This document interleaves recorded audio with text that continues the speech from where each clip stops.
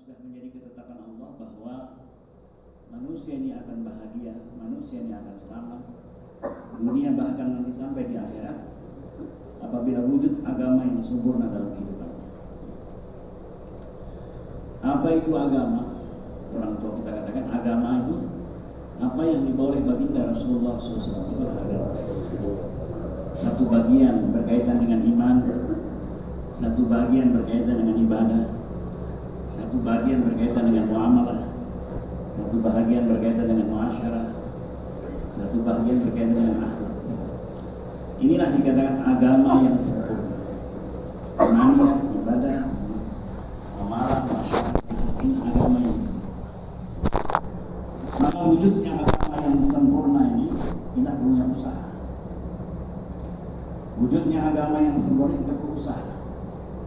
Usaha yang bagaimana? Usahanya baginda Rasulullah SAW. Ya. Sehingga orang-orang tua kita menghendaki bagaimana dalam kerja ini atau dalam dakwah ini kita mau melihat dengan kepahaman yang benar. Melihat dakwah ini dengan kepahaman yang benar. Apa maknanya? Maknanya bahwa tidak ada masalah yang tidak selesai dengan dakwah ini. Semua masalah akan selesai. Apakah masalah dunia, apakah masalah akhirat, masalah infiradi, masalah istimai, apa saja. Ya, dengan dakwah ini akan selesai. Sehingga orang tua-tua kita menghendaki bagaimana kita melihat dakwah ini, usaha dakwah ini dengan kepahaman yang benar, atau dengan kata lain dengan basirah. Sehingga orang-orang yang dapat melihat dakwah ini dengan kepahaman yang benar, maka dia mudah untuk menambah pengorbanan, baik dalam bentuk intikoli ataupun dalam bentuk makomi. Karena agama itu hanya dua saja, intikoli dan makomi. Selepas kita intikoli pulang buat makomi. Selepas makomi, selepas itu kita intikoli, dua saja, intikoli dan makomi. Sehingga orang-orang yang bisa melihat dakwah ini dengan kepahaman yang benar, dia mudah untuk menambah pengorbanan, baik dalam bentuk intikoli ataupun dalam bentuk makomi. Walhasil, kalau dia bisa menjaga intikolinya, dia bisa menjaga makominya, dia akan dapat istiqomah dalam kerjanya, dapat istiqomah. Kalau orang itu istiqomah, apa natijahnya? Natijah dia dari kerja ini adalah imannya akan betul, ibadahnya akan betul, muamalahnya akan betul, muasyarahnya akan betul, dan akhlaknya akan betul. Natijahnya, ya, inilah natijahnya. Sehingga kita tak berkumpul di sini, ya, kita berkumpul di sini, kita mau lihat, mau tengok dalam diri kita, sudahkah agama yang sempurna datang dalam diri kita? Kita mau tengok. Maka kita hari ini tidak mujakarahkan, ya, kita mau mujakarah, kita ulang-ulang, ya, agama ini. Bagaimana agama ini boleh datang dalam kehidupan kita? Orang tua kita katakan bahwa sebaik zaman, zamannya Rasulullah, sebaik zaman adalah zamannya Rasulullah. Kenapa dikatakan di zaman Rasulullah itu dikatakan sebaik-baik zaman? Karena pada situ amal diamalkan secara sempurna.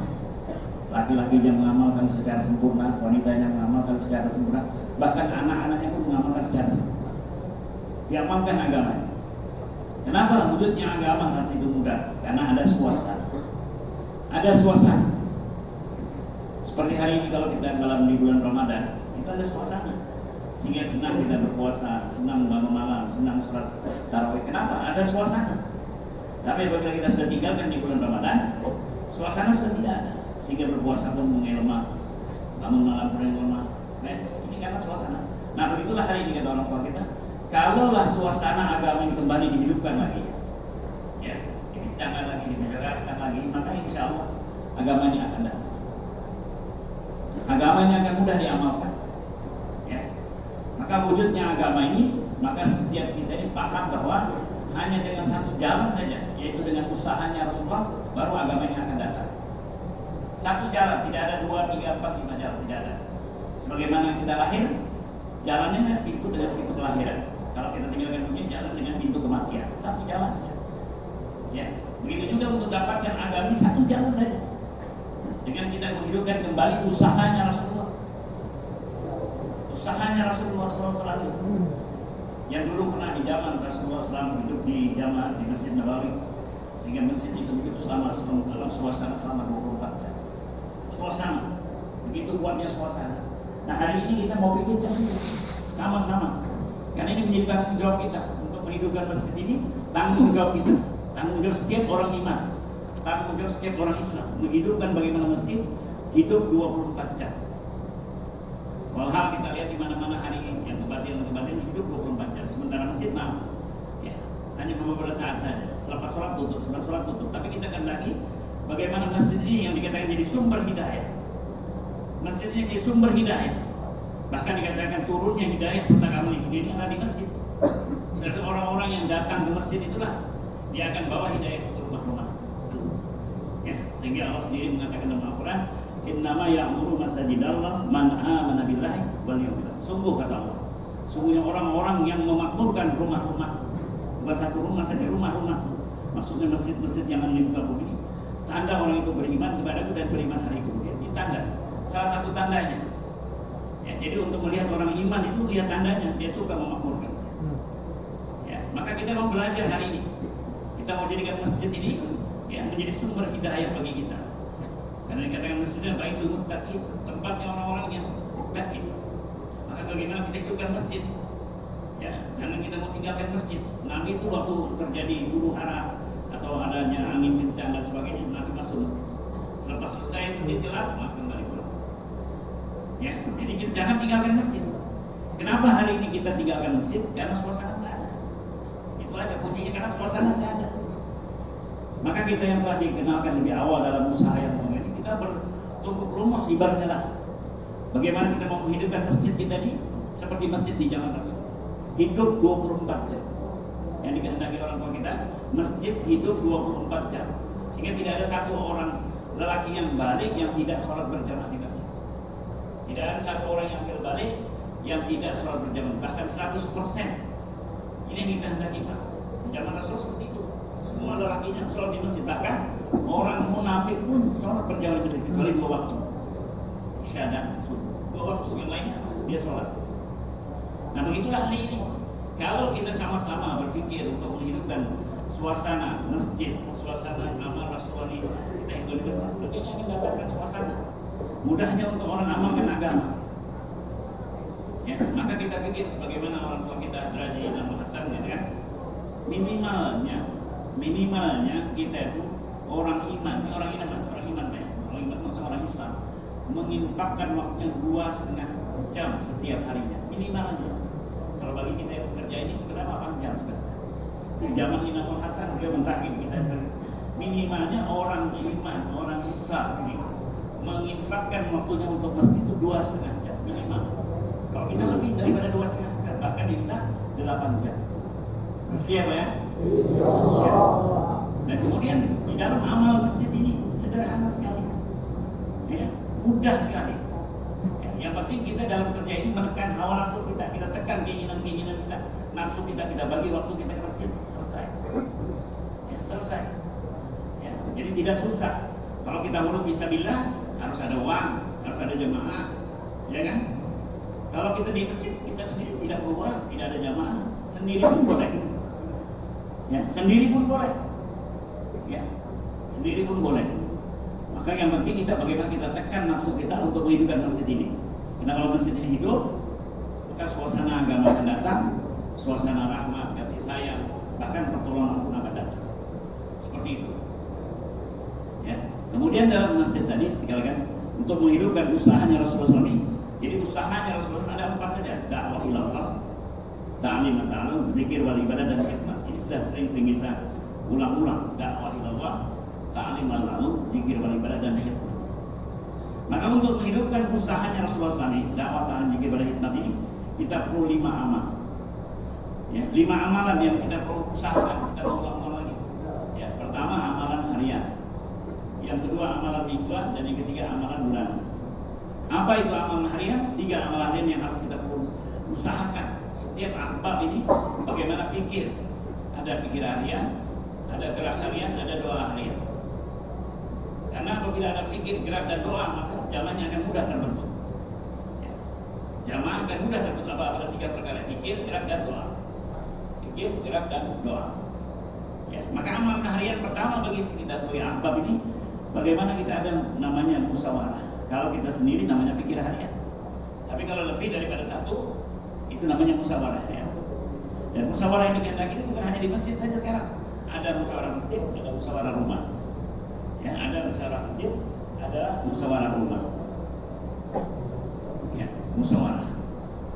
Ya, kita pikirkan bagaimana setiap orang Islam yang sudah balik 100% datang sholat berjamaah di masjid. Kita pikirkan. Ya, kita pikirkan. Ya, kemudian setelah kita pikirkan baru kita gerak. Luangkan waktu sedikit masa kita untuk menjumpai beliau. Ya, jumpa beliau. Ya, sedikit saja waktu kita, tidak perlu banyak. Ya, kalau untuk kita awal-awal dalam masjid, boleh beberapa menit saja kita sempatkan waktu kita, ya, untuk bertaruh kepada pada ahwal daripada orang-orang di tempatan kita, makomi kita. Ya, makanya penting ahwal daripada kerja ini kita tahu. Ahwal sebelum kita kerja kita tahu ahwal. Bagaimana Nabi kita Muhammad SAW selepas beliau mendapat nubuah kenabian, ya, selepas beliau mendapat nubuah kenabian, maka bahwa waktu itu saat itu ulama kita mengatakan beliau itu waktu di Gua Hira, waktu itu dia dipeluk oleh malaikat Jibril, suruh baca, Iqra, bacalah. Maka beliau dengan tenang mengatakan, maaf saya tidak bisa baca. Diulangi kata-kata itu, Iqra, bacalah. Maka setelah itu Nabi mengatakan, maaf saya tidak bisa baca. Lepas 3 kali dipeluk berat-berat, kemudian apa yang dibaca? Ya, terus baca surah Al-Alaq sampai ayat 5. Ulama kita katakan Iqra yang pertama di sini suruh baca. Baca di sini bukan baca tulisan, tapi baca keadaan. Baca keadaan, bukan tulisan, karena tulisan waktu itu belum ada. Al-Quran belum ditulis, hadis belum ditulis. Yang ada itu disuruh baca keadaan. Insya Allah Pak, kalau kita sudah sampai ke tanah suci, kalau kita naik ke Gua Hira, sama naik ke atas, kata orang tua kita, kalau kita istiqomah dalam kerja ini, kita tidak akan mati sebelum sampai ke Baitul Haram. Kita tidak akan mati. Ya, ini kata orang tua kita. Nah, kalau kita sampai di sana, di Gua Hira itu kita berdiri di mulut Gua Hira itu, kita tarik semetes ke depan, kurang lebih 8 kilo, maka ada Baitullah di sana. Nah, apa yang disuruh baca Nabi kita Iqra di situ? Baca keadaan. Bagaimana orang tawaf dalam keadaan telanjang, minuman keras, judi, zina, macam-macam. Itu yang disuruh baca. Ahwal keadaan Nabi. Disuruh baca keadaan. Ya. Kemudian Iqra yang kedua disuruh bersihkan dirimu. Kama asnabikum Rasulullah minkum yaslu alaikum ayatina wa yuzakkikum. Bersihkan dirimu. Maksudnya dari perbuatan tadi, jangan sampai perbuatan masuk dalam diri kamu. Kata orang tua kita, wa yuzakkikum, bersihkan dirimu dari perbuatan-perbuatan itu. Baru Iqra yang ketiga, baru dikatakan ya ayat mudassir qum fa'anzir rabbaka fakabbir. Karena waktu itu gunung dalam keadaan kedinginan, ada diselimuti oleh istrinya sambil berusaha diselimuti oleh Khadijah. Setelah itu dia disuruh ya ayat mudassir qum fa'anzir rabbaka fakabbir, suruh berdiri bangkit dan besarkan Tuhanmu. Maksudnya dakwah. Ya, jadi begitu juga kita. Dalam kerja yang mulia ini kita harus kadang tahu mana kita harus baca keadaan di lingkungan kita. Karena makanya punya ahbab itu harus punya makomi. Nggak boleh ahbab tidak punya makomi. Karena kalau ditanya makomi itu gimana? Seluruh alam katanya. Ini namanya ahbab stres. Ya, saya pernah dengar dulu dari orang tua ini ahbab stres. Kalau makomi itu seluruh alam. Karena semua nabi-nabi itu punya makomi. Sampai menjadi pembelajaran bagi kita bagaimana Nabi Yunus, karena dia tidak ada perintah untuk meninggalkan makomi dia, akhirnya apa yang terjadi? Dapat tarbiyah oleh Allah 40 hari 40 malam ditelan oleh ikan Nuh. Akhirnya dia beristighfar, bertobat untuk kembali kepada Allah, ya, sehingga dia mengakui dirinya bahwa dia adalah orang yang saleh. Pulang, kamu sudah dapat hidayah. Jadi begitulah kita. Jadi kita ini harus punya makomi, tidak bisa tidak. Orang 3 hari, 40 hari, 40 bulan. Kadang-kadang orang 3 hari anak makomi, orang 40 bulan dalam makomi. Karena tadi punya seluruh alam katanya. Jadi kita banyak istighfar. Jadi kita harus punya makomi. Ya. Paling tidak, kalau kita sendirian belum bisa lengkap semua. Paling tidak kita harus tetapkan waktunya. Taklim kapan, daulah kapan, musyawarah kapan, 2,5 jam kapan, minimalnya seperti itu. Ya. Minimalnya seperti itu. Maka kita pulang niat untuk hidupkan makomi. Ya. Jadi jangan sampai intikoli terus. Oh, saya tidak sempat makomi, saya mau intikoli terus. Lalu makomi itu tidak benar ini. Atau sebaliknya. tidak intikoi, ini juga tidak benar. Yang benar itu saatnya intikoi, setelah sebulan dia buat makomi. Lepas dia makomi dia intikoi, itu yang betul. Nah, maka ini makomi selalu dimusyawarahkan, dibincangkan. Karena makomi perkara yang mudah sebenarnya, bukan susah. Kalau keluar harus ada uang, harus ada jemaah. Tapi kalau di makomi tidak perlu uang, tidak perlu jemaah. Ya kan? Nah, maka penting pertama kali kita harus niat untuk punya punya mahal. Harus punya mahal, jangan sampai tidak. Ya. Kemudian dari mahal yang kita sudah putuskan tadi, apa yang kita harus buat? 3 hal ini yang menguatkan kita akan buat mudah dan insyaallah kita mudah akan buat 3 hari per bulan kalau ada 3 perkara ini. Apa dia? Yaitu fikir harian berupa musyawarah. Musyawarah harian kita hidupkan di mahal kita. Saya pikirkan bahkan setiap orang, kalau orang tua kita bermuja kartu, paling tidak 2 minggu sekali kita ketemu dia lagi. 2 minggu sekali ketemu dia lagi. Ya, untuk jumpa dia. Ya, kita jumpa dia selama 2 minggu, jumpa dia. Ya, pertama kerja seperti Nabi waktu di Madinah. Apa yang Nabi kerja waktu itu? Nabi salam, to'am, kalam, dan tiap. Ini waktu Nabi di periode Madinah. Jadi Nabi datang dari Mekah ke Madinah, maka Nabi buat apa pertama? Sama. Setelah itu to'am, setelah itu kalam, dan terakhir tiap. Jadi begitulah kita untuk akrab kepada orang-orang di kampung kita. Kadang-kadang orang kampung kadang-kadang tidak kenal kita kan, kadang-kadang karena banyaknya takasur tadi lupa kita sama orang kampung kita. Padahal awal kerja itu harus dimakomi. Ya, bahkan orang tua kita sekarang, bahkan orang-orang yang sekarang mau meluangkan waktu 10 hari per bulan itu sebenarnya asasnya dimakomi, bukan dia di halakah atau di markas, dimakomi dia. Kalau makomi sudah tidak ada kegiatan, tidak ada takasur, baru dia ke halakah. Kalau tidak ada halakah, baru dia ke markas. Ya, maka kita perlu makomi, ini penting sekali. Awal kerja tadi salam, to'am, kalam, dan tiap. Ya, kita jumpa setiap orang Islam yang ada di kampung kita, jangan sampai tidak. Setiap orang Islam, ya, kita harus kenal kepadanya. Ya, mungkin kita sekali, 2 kali, 3 kali, tidak menjadi masalah. Yang penting kita istiqomah. Shalom ya. Ya, contoh saja sebagaimana Khalid ini ada di zaman sahabat, di zaman Sayyidina Abu Bakar As-Siddiq, dia tidak pernah mau bayar, tidak mau bayar. Maka bagaimana Abu Bakar As-Siddiq tidak marah kepada si Khalid ini? Bukan Khalid bin Ali, Khalid juga sebutan beliau. Maka bagaimana sikap daripada Abu Bakar As-Siddiq? Dipisahkan dalam ayat itu sahabat itu. Beliau itu selepas sholat subuh keluar daripada masjid, kemudian ketemu kepada rumah Khalid. Ya, apa disampaikan ke Khalid? Dia katakan, Assalamualaikum ya Khalid. Waalaikumsalam wahai Amir Mu'minin. Ulang. Besok begitu lagi, besok begitu sampai kurang lebih 3 bulan. 3 bulan dilakukan Amir Mu'minin. Selepas 3 bulan, maka dia sampai kepada Khalid, maka dia kata, Assalamualaikum ya Khalid. Maka Khalid katakan, wahai Amir Mu'minin, aku hari ini tidak berbaikat kepadamu. Nah, ini yang aku tunggu. 3 bulan seorang Amir Mu'minin datang kepada warga. Nah, begitu juga kita dalam kerja dakwah itu, kita tidak boleh putus asa. Putus asa dalam kerja ini dalam, ya, maka kita harus sabar. Makanya dakwah ini pasangannya watawasau bil haq, watawasau bis sabr. Dakwah itu akan sampai kepada sempurnanya itu dengan sabar. Nah, ini sabarlah. Jumpai saudara kita tadi. Ya, karena kita berhadapan pulang itu kadang-kadang menghadapi mungkin tanah yang mudah. Ya, kita lebar daripada bibit kemudian tumbuh bunga daun dan buah itu. Tapi kalau tanah itu tandus, ya, sebulan, 2 bulan, 3 bulan, akhirnya apa? Jadi karbon yang apa?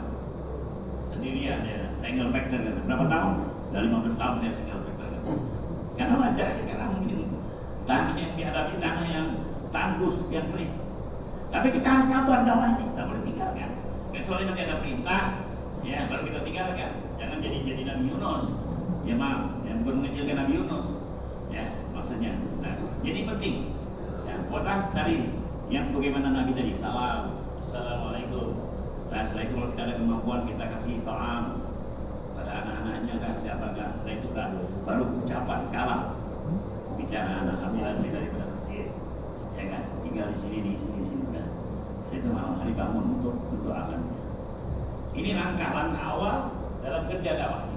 Kalau Nabi ajarkan taruh kita sekian gitu, taruh sama dia, taruh kenalkan ini di semangat tapi kita sekian.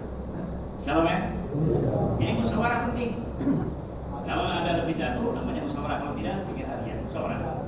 Jumpa bagi pikir ya bagaimana orang-orang di kampung kita ini selamat Ceritanya apa? Cerita Nabi, cerita dari Nabi Sulaiman. Ini kisahkan dalam Al-Quran. Bagaimana satu ratu semut yang namanya Namlah, dia berteriak naik di satu bukit, dia bagi tahu kepada warganya, wahai warga-wargaku, masuklah kamu ke dalam lubang. Karena sebentar lagi baginda Sulaiman akan lewat. Kalau kamu tidak masuk, maka kamu akan celaka. Ini diabadikan Al-Quran, berkat dari berpikir satu ratu semut yang namanya Namlah tadi, sehingga warganya terselamat. Jadi begitu juga kita duduk di musyawarah di masjid kita ini, kita pikirkan mengenai setiap orang Islam, laki atau balik, bagaimana dia boleh masuk masjid. Minimalnya kata orang tua kita itu dikatakan 100% akibat minimalnya di satu kali waktu duduk di masjid. Ya mungkin kalau 5 waktu mungkin maaf, dia mungkin di pekerjaan, waktu asarnya, waktu zuhurnya di perjalanan mungkin jadi. Tapi kalau subuh itu biasanya orang itu semua di rumah. Minimalnya satu waktu dia datang ke masjid, itu maknanya sudah masjid itu 100% laki-laki balik datang ke masjid. Minimalnya. Maka kita pikirkan setiap orang Islam yang ada di sini bagaimana datang sholat berjamaah. Ya, ini kita pikirkan. Ya, kalau kita bisa lebih daripada 1-2 orang namanya musyawarah harian. Kalau kita hanya sendirian namanya pikir harian. Ya, mungkin kita tidak ada teman masih waktu itu cari orang-orang yang ahli masjid. Ya, orang-orang ahli masjid. Kita lihat ini saudara kita ini 5 waktu duduk di masjid. Dia duduk 5 waktu di masjid, kita carikan. Orang yang mudah diajak orang yang mana? Orang yang lemah, lemah ekonominya, lemah ini semua lemah. Itulah yang kita ajak pertama kali. Kalau orang-orang yang punya, kaya dan sebagainya, maaf, itu biasa agak berat sedikit kalau kita mau bawa. Bukan kita tinggalkan dia, nanti belum waktunya. Cari yang lemah-lemah dulu. Lihat Nabi dulu bawa Abu Dzar Al-Ghifari, Bilal bin Rabah, ya, Habbab bin Al-Arat, itu orang-orang yang lemah semua. Nah inilah yang kita mau bawa. Lihat 5 kali waktu siapa yang duduk bersama, itulah kita bawa dia. Bagi pikir, dia lupa, mungkin dia tidak tahu apa musyawarah. Kita pergi ke rumah si ayah, temani saya, nah, sudah seperti. Kemudian kita menggaling dia suruh zikir. Nanti yang zikir ya, baca ini sudah. Jadi senang saja. Nah besok hari begitu lagi. Gitu. Kalau dia sudah duduk, nah ini namanya musyawarah harian. Musyawarah harian. Ya, jadi tidak susah. Nah, kita jumpa, ya mungkin kalau kita punya pemetaan dulu ada istilah pemetaan kan, lorong A, lorong B, lorong C, lorong C. Nah, setiap lorong itu minimalnya 2 minggu sekali kita ketemu lagi orang C. Tidak jangan terlalu panjang, jangan terlalu cepat juga. Minimalnya 2 minggu ketemu lagi, jumpa lagi, sambung hati dulu. Mungkin kalau ada hadiah kita sedia. Setelah itu baru kita bicara. Nah, setelah itu baru kita doa. Nah, kemudian musyawarah harian ini bukan hanya sebatas di masjid kita saja. Sekarang diminta juga musyawarah ini ada di rumah kita. Di rumah kita. Ya, karena di rumah kita itu ada yang disebut 5 amalan. Ya, ala Al-Qur'an, kalian kitabi, musyawarah dan sifat. Setelah itu kita tazkir dan musyawarah. Ya, jadi musyawarah ini hanya dibentuk di rumah, juga dibentuk di masjid dan di rumah. Musyawarah harian kita bersama keluarga kita, istri, anak kita libatkan dalam musyawarah ini. Supaya dia ada fikir agama juga, supaya ada kepikir agama. Jadi agama ini bukan hanya dibebankan untuk kita saja, tapi bagaimana wanita juga kita bagikan paham bagaimana pentingnya agama ini. Ya, jangan kita tinggalkan, insyaallah ya. Jangan kita tinggalkan istri kita dalam kerja dakwahnya. Kalau kita tinggalkan, maka kita akan tertinggal dengan teman-teman yang lain. Ya, tertinggal. Ya, sehingga Nabi kita Muhammad SAW apabila dia turun dari bukit dapatkan istilah nubuwah, maka yang dia jumpa bukan kepada Abu Bakar, dia tidak jumpa kepada Ali, tapi yang dia jumpa adalah kepada siapa? Kepada Khadijah. Ya, kepada Khadijah. Pikir bagaimana Khadijah ini juga dapat paham atas kerja yang mulia. Nah, begitu juga kita bawa musyawarah harian ke rumah kita, supaya istri kita ini terbentuk pikirnya, sehingga juga ada pikir agama. Lihat bagaimana Khadijah. Setelah Khadijah dapat hidayah, tidak terbatas sampai Khadijah saja. Maka berpikirlah Khadijah pada saat itu, siapa wanita yang ada di rumahnya. Ya, kumpulkan wanita yang ada di rumahnya saat itu. Ya, dia beritahu kepada Rasulullah, ya Rasulullah, aku ingin mengumpulkan wanita-wanita yang ada di rumahku. Maka 2 wanita yang dikumpulkannya itu, siapa dia? Ummu Aiman radhiyallahu ta'ala dan Fatimah bin Khattab radhiyallahu ta'ala. Maka wanita ini 2 kali bagi pikir. Selepas itu dia dapat hidayah. Jadi seperti itulah.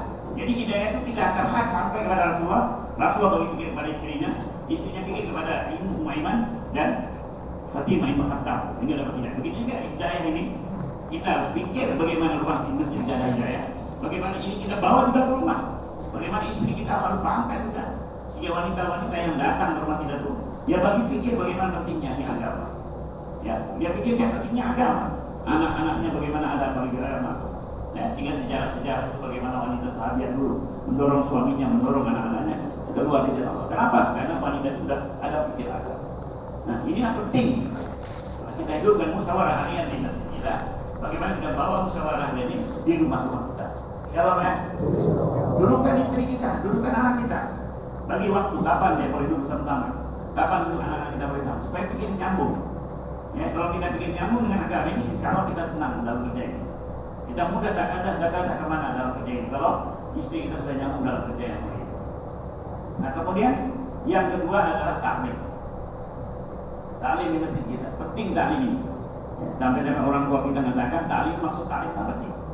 Maksud taklim adalah memperbarui, ya, keyakinan kita kepada janji Allah dan janji Rasulullah. Itulah maksud taklim. Memperbarui janji-janji, ya, janji Allah dan janji Rasulullah bagaimana maksud dalam diri kita. Sehingga dengan taklim ini ada gairah kita mengamal agama. Kenapa? Karena kita tahu nilai daripada itu agama. Hari ini orang kenapa tidak ada gairah dalam mengamalkan agama? Karena tidak tahu nilai daripada agama itu sendiri. Maka taklim ini penting dipikirkan, ya, di masjid kita, ya, kita suarakan, kita beritahu kepada teman-teman kita hidup taklim kapan. Hari pertama ini kita baca muntahab dan misalnya kita apa-apa dalam amal dan sedekah. Besok kita gilir muntahab, pergantian begitu. Waktunya berapa menit? Cukup setengah jam saja. Ya, lebih daripada itu silakan, tapi cukup minimal setengah jam. Karena ini istimewa daripada masjid kita. Dan sampai taklim itu tidak terhad sampai di masjid saja, taklim ini kita bawa ke rumah kita, supaya istri kita, anak-anak kita, bagaimana juga tahu dia atas nilai daripada amal daripada agama. Kita bawa dia. Cuma hanya di masjid itu hanya 2 amalan saja, taklim kita bisa saja. Ya, hanya amalan taklim kita bisa saja. Ya, dengan membaca 5 amal, 5 tadi.